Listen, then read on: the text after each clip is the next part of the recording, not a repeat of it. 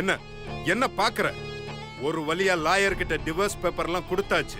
இன்னும் 2 நாள்ல லாயர் கோர்ட்ல ஃபைல் பண்ணிடுவாரு. அடுத்த 2 நாள்ல ஹியரிங்கும் வந்துடும். கோர்ட்ல நம்மள கூப்பிடுவாங்க. அங்க வந்து நான் என்ன சொன்னேனோ அதை மட்டும் தான் நீ சொல்ற. அதை விட்டுட்டு அங்க வந்து வேற ஏதாவது மாத்தி ஏதாவது பேசுன, நடக்கிறதே வேற. தலை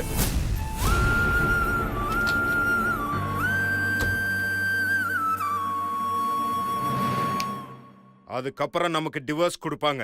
அந்த நாளை நான் சந்தோஷமா கொண்டாடுவேன். மாமா கையெடு. மாமா தடிக்கு விழ போனீங்க மாமா. ஹெல்ப் பண்ணலாம் தான் தொட்டேன். இன்னைக்கு நீ ஹெல்ப் பண்ணுவ. டிவோர்ஸ் ஆனதுக்கு அப்புறம் எப்பவுமே யாரோட உதவியும் இல்லாம வாழணும் தான் நினைப்பான் இந்த சிவா. மாமா எப்பவுமே இந்த உலகத்துல யாருமே யாரோட உதவி இல்லாம வாழவே முடியாது மாமா. Made for each other. ஏய், இந்த பஞ்சு பேசுறதெல்லாம் என்கிட்ட வேணாம் சொல்லிட்டேன். வேற யாரு ஹெல்ப் பண்ணாலும் எனக்கு ஓகே. ஆனா நீ பண்ற ஹெல்ப்பை மட்டும் என்னால ஏத்துக்கவே முடியாது. அதுவும் நீ என்னை தொட்டாலே எனக்கு அப்படியே ஒரு மாதிரியா இங்க பார். இதுக்கப்புறம் எங்க அம்மாக்காக நடிக்கிறேன், என் மனசை மாத்துறதுக்காக நடிக்கிறேன்னு சொல்லி எக்காரணத்தை கொண்டு நீ என்னை தொடவே கூடாது.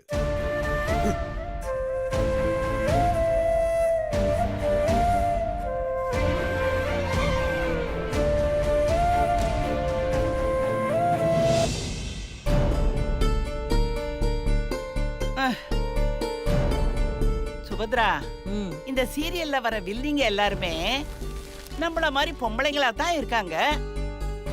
ஏமா ஆம்பளைங்க யாருமே வில்லத்தனமே பண்ண மாட்டாங்களா? அதுவும் இல்லாம எல்லா பொம்பளைங்களும் டெரராவே இருக்காங்க. நாமளும் தான் நிஜத்துல வில்லத்தனம் பண்றோம். நாம என்ன டெரராவா இருக்கோம்? தேவையில்லாத கதையத்தான் நீ நல்லா பேசுறமா. அது சீரியல்மா. அந்த கதைக்கேத்த மாதிரி ஆம்பளையா பொம்பளையான்னு அவங்க முடிவு பண்ணிப்பாங்க. என்னதான் கதை எழுதுறானுங்களா போ. வர வர வர வர வர நினைக்கிட்டு சுபத்ரா அவ பாக்குறா பாக்குறா. ஏமா நைட்ல போடுறாங்களே ஒரு சீரியல், அதுல மாமியார் கிட்ட மருமக சவால் விட்டாளே, அது என்னமாச்சு? மூத்தவங்க பேச்சு 3 தலைமுறைக்குன்னு சொல்லுவாங்க. அது மாதிரி பெரியவங்களை மதிச்சு அவங்க சொல்றதை கேட்டு நடந்திருந்தா ஒழுங்கா இருந்திருக்கலாம். ஆனா அவதான் திமிர் பிடிச்சு திரியிறா. அப்போ அவன் அப்பா வீட்டுக்கு தானே போய் ஆகணும். அங்கதானே அவங்க மாமியார அனுப்பி வைப்பா. மாமியார் ஏமா அனுப்பணும்? கடவுளுக்கே தெரியுமா யார் யார் எங்கெங்க இருக்கணும்னு.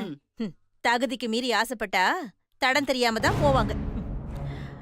ஆமா, என்ன காரணத்துக்காக வந்து வீட்டு விட்டு போறா? அது தெரியலையாமா, அந்த சீரியல நான் பாக்கலையே. பாக்கலனா என்னம்மா, நான் சொல்றேன். சொல்லு சொல்லு. அவ அம்மாவை பிடிக்கலன்னு பையனுக்கு தெரிய வருது. அதனால அந்த பையனே அவளை வீட்டை விட்டு போறதுக்கு காலக்கெடு விதிச்சிட்டான். ஓஹோ, நம்மளதான் சொல்றாங்களா? அப்படியா? சூப்பர்மா. சுபத்ரா, கதை நல்லா சூடு பிடிக்குதுமா. ஆமா பாட்டி, இதோ வர.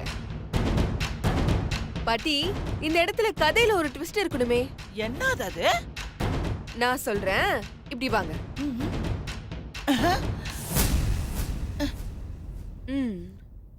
இங்க பாருங்க அத்த, எது சொன்னாலும் ஸ்ட்ரைட்டா சொல்லுங்க. இப்ப நீங்க சொன்ன கதை சிவா என்ன டிவோர்ஸ் பண்ண போறாரு, அத பத்தி தானே சொன்னீங்க? ஆமாண்டி, உன்னையும் சிவாவையும் பத்தி தான் சொன்னேன். இப்ப என்ன அதுக்கு? அத்த, புருஷ பொண்டாட்டிக்குள்ள 1000 விஷயம் நடக்கும். அதெல்லாம் உண்மை நம்பிக்கிட்டு பேசக்கூடாது அத்த. ஏய், உனக்கு சிவாவை பத்தி தெரியறத விட எனக்கு அவனை பத்தி நல்லாவே தெரியும். அவன் ஒரு முடிவு பண்ண மாட்டான். அப்படி பண்ணிட்டான், அதுல இருந்து அவன் எப்பவும் மாறவே மாட்டான்.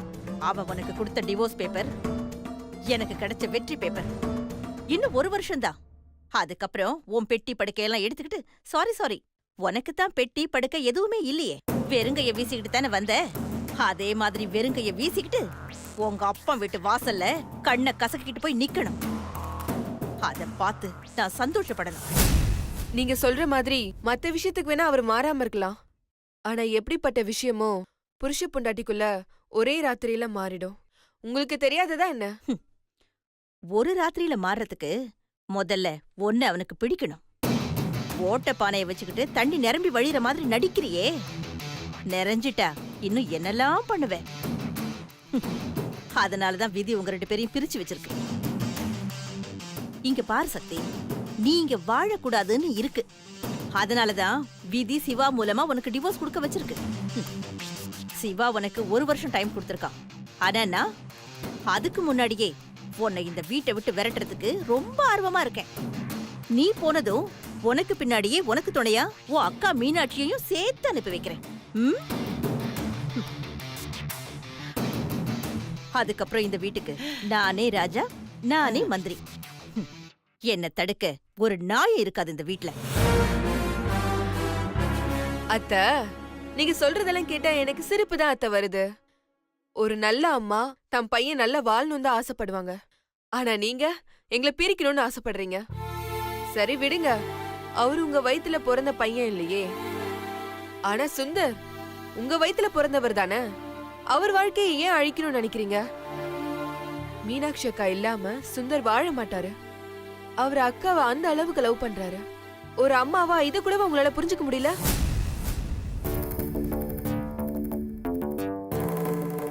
என்ன சொன்னீங்க? ஒரு நாய் கூட இருக்காதா? அத்த, ஒருவேளை சோறு போட்டாலே எந்த நாயா இருந்தாலும் அந்த வீட்டை சுத்தி சுத்தி தான் வரும். அந்த வீட்டுல இருக்கிறவங்கள தான் தன் எஜமா நினைச்சு அவங்களுக்கு எந்த கெடுதலும் வராம பாத்துக்கோ. அதே மாதிரிதான் அத்த இந்த நாயும். சிவா கட்டின தாலிய வாங்கின பொண்டாட்டி நாய். இந்த நாய் செத்தாலும் சிவா பொண்டாட்டியா தான் சாகும். சிவா விட்டு 1 நிமிஷம் கூட பிரிஞ்சிருக்காது. சென்டிமெண்டா பேசுற? ஏன்னா இந்த நாய்க்கு பாசம் மட்டும்தான் வைக்க தெரியும். உங்கள மாதிரி வேஷம் போட தெரியாது. என்னடி ரொம்ப ஓவரா பேசிக்கிட்டு இருக்க? உன்னை ஓட ஓட விரட்டு வேண்டி. அத்த, உங்களுக்கு பிடிச்சு பண்ணீங்களா பிடிக்காம பண்ணீங்களான்னு எனக்கு தெரியாது. ஆனா என் கல்யாணத்தை பண்ணி வச்சது நீங்க தான் அத்த. என்னது? சுபத்ரா உன் கல்யாணத்தை நடத்தி வச்சாளா?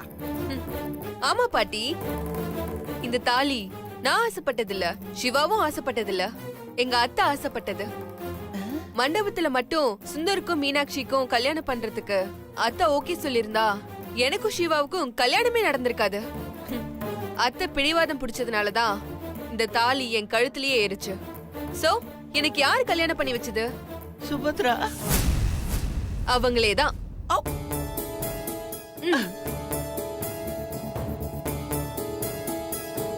அவ்வளவு சீக்கிரம் இந்த தாலிய என் கழுத்துல இருந்து இறங்க விட மாட்டேன். சிவா தான் என் உயிர், அவர்தான் என் வாழ்க்கை. சிவா இல்லைன்னா சக்தி இல்ல, சக்தி இல்லைன்னா சிவாவும் இல்ல. அடேங்கப்பா, அவர் மனசை மாத்துறதுக்கு எனக்கு 1 வருஷம் தேவையில்லத்த, 1 நாள் கூட தேவையில்ல, 1 மணி நேரம் போதும். அந்த 1 மணி நேரத்துக்காக தான் அத்தை நான் காத்துட்டு இருக்கேன். அந்த 1 மணி நேரம் உன் வாழ்க்கையில ஒருபோதும் வராது. இந்த சுபத்ரா அத வர விடவும் மாட்டா. பாக்கலாமா? அத்த, ஏற்கனவே ஒரு தடவை சவால் விட்டு ஜெயிச்சவதானா. என் லைஃபே சவால் நிறைஞ்சுதான் இருக்கு அத்த. எனக்கு சவால்களை சமாளிக்கிறது ரொம்ப பிடிக்கும். சவால் அத்த, இதே வீட்ல சிவாவோட பொண்டாட்டிய வாழ்ந்து காட்டுறேன். உங்களால என்ன பண்ண முடியுமோ பண்ணிக்கோங்க.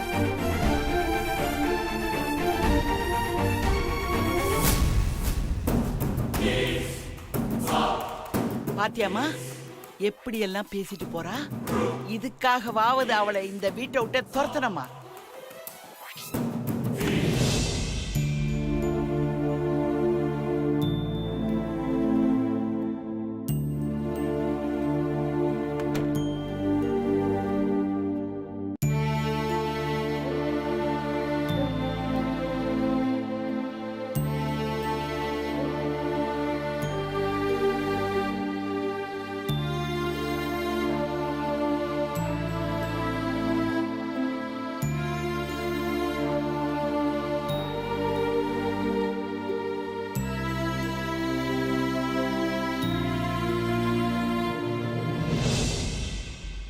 ஏமாமா, என்ன உங்களுக்கு பிடிக்கலையா?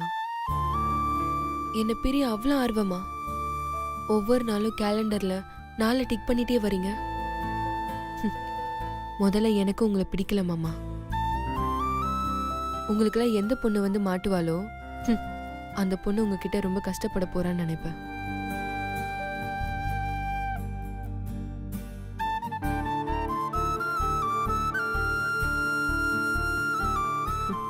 ஆனா நானே உங்களை கல்யாணம் பண்ணிப்பேன்னு நான் நினைச்சு கூட பார்த்ததில்ல மாமா. என் பெரிய பையன் சிவா கல்யாணம் நடக்கலனா என் சின்ன பையன் சுந்தர் கல்யாணமும் நடக்காது. சிவாவுக்கு ஒரு பொண்ணை பார்த்து இதே முகூர்த்தத்துல கல்யாணம் பண்ணிடலாம். யாருமா? யாரு சொல்றீங்க? அந்த பொண்ணு வேற யாரும் இல்ல, உங்க 2வது பொண்ணு சக்தி தான்.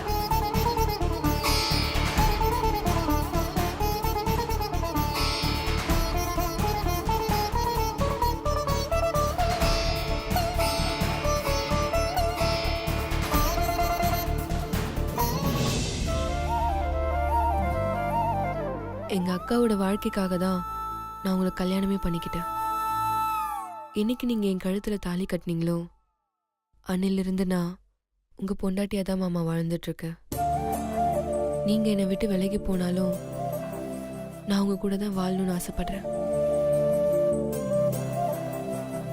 இன்னைக்காவது ஒரு நாள் நீங்க என்னை புரிஞ்சுப்பீங்க, என் கூட சேர்ந்து வாழ்வீங்கன்னு நான் ரொம்ப எதிர்பார்த்தேன் மாமா. ஆனா நீங்க என்ன புரிஞ்சுக்கவே இல்லையே மாமா. சரி, என்ன புரிஞ்சுக்கலனா கூட பரவாயில்ல, இந்த வீட்லயே ஏதாவது ஒரு மூலையில நான் உங்க பொண்டாட்டியா வாழ்ந்துட்டு போயிருப்பேன். ஆனா நீங்க அதையும் விட்டு வைக்காம டிவோர்ஸ் பேப்பரை நீட்டிட்டீங்க. நம்மள சேர்த்து வச்சது அந்த கடவுள் மாமா. இதை எந்த கோட்டாலையும் பிரிக்க முடியாது. எதுக்காகவும் யாருக்காகவும் நான் உங்களை விட்டு தர மாட்டேன் மாமா. என் வாழ்க்கையே நீங்க தான் மாமா. அதை ஏன் மாமா புரிஞ்சுக்கவே மாட்டீங்க? என்னை நீங்க எவ்வளவோ ஹர்ட் பண்ணிருக்கீங்க. எல்லாத்துக்கும் நான் பொறுத்து போயிட்டு இருக்கேன்.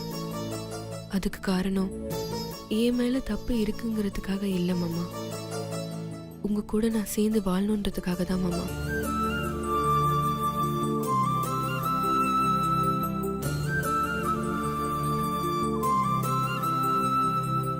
எனக்கு நம்பிக்கை இருக்கு மாமா. நிச்சயம் என்ன நீங்க புரிஞ்சுப்பீங்க. அன்னைக்கு எனக்கு சக்தி மட்டும் போதும்னு என் கையை பிடிச்சுப்பீங்க.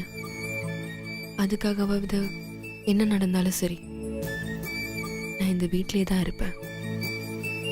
நீங்க என்ன கோடு போட்டாலும் சரி, என்ன உங்ககிட்ட இருந்து யாராலையும் பிரிக்க முடியாது மாமா. ஒருவேளை அப்படி பிரிச்சுட்டா இந்த சக்தி இல்லைன்னு அர்த்தம்.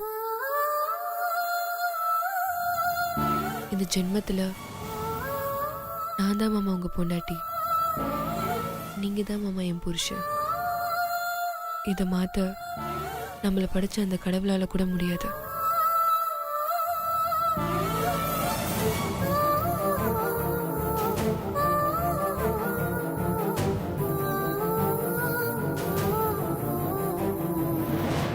உங்க மனசை மாத்தி உங்க கையாலேயே இந்த கேலண்டரை கிழிச்சு எரிய வைக்கிற மாமா. இது நான் உங்க மேல வச்சிருக்கிற அன்பு மேல சத்தியம் மாமா.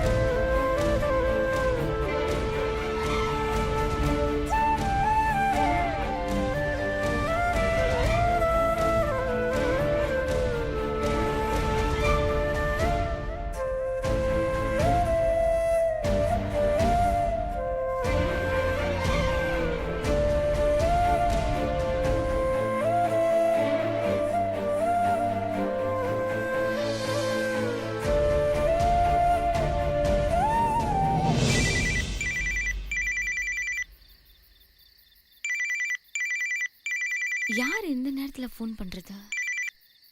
ஹலோ என்னடா மச்சான் புதுசா ஹலோலாம் சொல்ற? ஹலோ, ஃபோன் எடுத்தா எல்லாரும் ஹலோன்னு தான் சொல்வாங்க. அது சரி, யார் நீங்க? என்ன எதுக்கு மச்சான் கூப்பிடுறீங்க? சரிடா மாமா. என்னது மாமாவா? ஆமா, நீதான் மச்சான் கூப்பிட்டா கோச்சுக்கிறியே, அதான் மாமான்னு கூப்பிட்டேன். அது சரி மாமா, உன் வாய்ஸ் ஏன் பொண்ணு வாய்ஸ் மாதிரி இருக்கு? மெமிக்ரி ஏதாவது பண்றியா? நல்லா தாண்டா இருக்கு. ஹலோ, நான் பொண்ணு தான் பேசுறேன். நம்பிட்டேன்டா மாமா. உங்களுக்கு என் நம்பர் யார் கொடுத்தா? மாமா டேய், புது போன் வாங்கிட்டேன்னு சொல்லி தமிழ் வருஷ பருப்பதுமா நீ தானடா நம்பர் கொடுத்த, கூடவே அல்வாவும் கொடுத்தியே, அதுக்குள்ள மறந்துட்டியா? மாமா டேய், இதெல்லாம் நல்லதுக்கு இல்லடா, சொல்லிட்டேன், அவ்வளவுதான். ஹலோ, ஐ திங்க் நீங்க வேற யாரும் நினைச்சு என்கிட்ட பேசிட்டு இருக்கீங்க. ராங் நம்பர் வச்சிடுங்க. ஏய் மாமா மாமா, போனை வச்சிராதடா. ஹலோ, உங்களுக்கு இப்ப யாருங்க வேணும்? நீ தான்டா மாமா வேணும். செருப்பால அடிப்பேன். ஏய், சரக்கடிக்கு கூப்பிடலான்னு உனக்கு போன் பண்ணா என்னடா செருப்பால் அடிப்பாங்கற? நீ முதல்ல ஆம்பளை வாய்ஸ்ல பேசு. டேய் யாரபோது நாய், பொண்ணுடானா பொண்ணு வாய்ஸ்ல தான் பேசுவேன். பொண்ணா? இது வெங்கட் நம்பர்ல? வெங்காயம். போன் பண்றதுக்கு முன்னாடி நம்பர் சரியானு பார்த்து டயல் பண்ணனும். அத விட்டுட்டு இந்த நேரத்துல ஒரு பொண்ணுக்கு ராங் கால் பண்ணிட்டு சரக்கடிக்க ஃப்ரெண்ட கூப்பிடுற மாதிரி பொண்ணுங்க கிட்ட கடலை போட்டுட்டு இருக்க. உனக்குலாம் தண்ணி போட்டா கண்ணு முன்னே தெரியாதாடா? ஹலோ, கொஞ்சம் மரியாதையா பேசுங்க. இது என் ஃப்ரெண்ட் வெங்கட் நம்பர். ஆமா, உன் ஃப்ரெண்ட வேட்டி போட்டு மறைச்சு வச்சிருக்கேன். இங்க பாரு, போனை வச்சுட்டு போயிடு, இல்ல உன் மரியாதை கெட்டுரும். போது நிறுத்துங்க, ராங் கால் தானே. அத தாண்டா இவ்வளவு நேரமா சொல்லிட்டு இருக்கேன். ஓகே, போனை வச்சிடுறேன். தூங்குற நேரத்துல கடுப்பேத்தி விட்டுட்டான். சாமி சரணம். போதும். அடாடாடாடாடாடா. சாப்பிடுங்க. மீனாட்சி சாமி, இந்த மாதிரி சமைக்கிறதுக்கு எங்க கத்துக்கிட்டீங்க? ஏண்டா நீ போய் கத்துக்க போறியா? இல்ல. அப்புறம் ஏன்டா கேக்குற? போதும் போதும். எப்படியாவது நாங்க அனுப்பி நல்லா சமையல் கத்துக்க வைக்கதான். ஏய் போடா, நான்லாம் சமைக்க ஆரம்பிச்சா என்ன வீடே நாரிடுமா? இல்லடா, கம கமான்னு இருக்கும். உங்க அம்மா இப்படி அம்சமாவும் அழகாவும் இருக்கிறதுக்கு காரணம் என்னுடைய சமையல் தான்டா. நீயும் இதே பீலாவை தான் விட்டுட்டு இருக்க. ஆனா எனக்கு விவரம் தெரிஞ்சதுல இருந்து இது வரைக்கும் நீ ஒரு சுடுதண்ணி வச்சு கூட நான் பார்த்தது இல்ல. இவ்வளவு ஏன் பாட்டிசாமி, சமையல் ரூம் பக்கம் கூட உன்னை நான் பார்த்ததே கிடையாது. டேய் போடா, என் பொண்ணுக்கு தெரியும் என் சமையலை பத்தி. என்னங்க பேசாம சாப்பிடுங்க. சரி மீனாட்சி சாமி, நீங்க எங்க இப்படி சமைக்க கத்துக்கிட்டீங்கன்னு சொல்லவே இல்லையே. எங்க அம்மா கிட்ட தான். அதான பார்த்தேன், ஒவ்வொரு நாளும் சும்மா வகை வகையா சமைச்சு பின்றீங்களே. ஆமா மீனாட்சி, சமையல் சூப்பரா இருக்கு. ஏன் வாய்க்கே ருசியா இருக்கு. இது என்ன புது டேஸ்டா இருக்கு. இது வரைக்கும் இந்த டேஸ்ட நான் சாப்பிட்டதே இல்லையே. இது பேரு மூலிகை சட்னி. இதுல இஞ்சி, சுக்கு, மிளகுன்னு அப்புறம் சில மூலிகைகள்லாம் வேற சேர்த்திருக்கேன். நல்ல வாசனையா இருக்கும், உடம்புக்கும் ரொம்ப நல்லது. உன் வயித்துல இருக்கிற குழந்தைக்கும் உனக்கும் உடல் ஆரோக்கியமா இருக்கும். மீனாட்சி சாமி, அப்ப நாங்களாம் இதை சாப்பிடக்கூடாதா? என்னங்க நீங்க, இதை எல்லாருமே சாப்பிடலாங்க. மீனாட்சி சாமி கலக்குங்க போங்க. சுந்தர் சாமி, என்ன கலக்கணும்? முதல்ல நீங்களும் மீனாட்சி சாமி சமைச்சதை சாப்பிட்டு பாருங்க, அப்புறம் தெரியும் நான் ஏன் அப்படி சொன்னேன்னு. ஓகே ஓகே, கொடுங்க. இதோ வரேன்.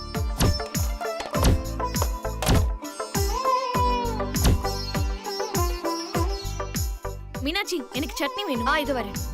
மீனாட்சி சாமி, எனக்கு இட்லி வைங்க. சட்னி இதோ தரேன். மீனாட்சி ஒரு தோசை எனக்கு இன்னும் கொஞ்சம் சட்னி வைக்கா. இந்த மீனாட்சி, எனக்கு கொஞ்சம் சட்னி. சட்னி வைங்க மீனாட்சி. இதோ வரேங்க. தோசை கேட்டேன்ல. இதோ. டேய் இந்தங்க பாட்டி. மீனாட்சி, எனக்கும் தோசை. எல்லாரும் முத நிறுத்துங்க.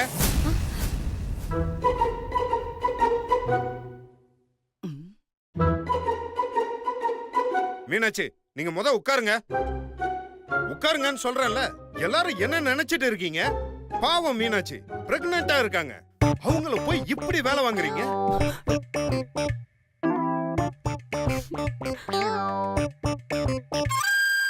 இவன் ஒருத்தன் உண்மை தெரியாம.